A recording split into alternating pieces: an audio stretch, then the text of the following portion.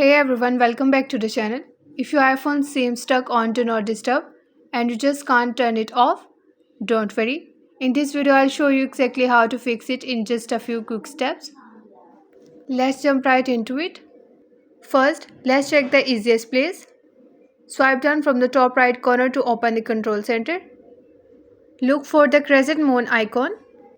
If it's glowing, it means Do Not Disturb is on. Simply tap it once to turn it off. Solution 2. Check in settings. If it's still stuck, open the settings app.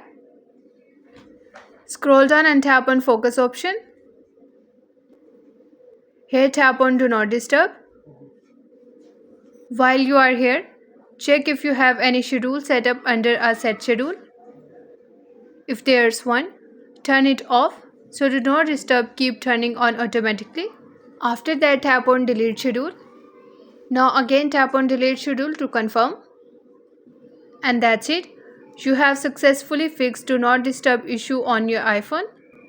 If this video helped you out, don't forget to like, share and subscribe to the channel for more quick tutorial and iPhone tips. Thanks for watching and I'll see you in the next one.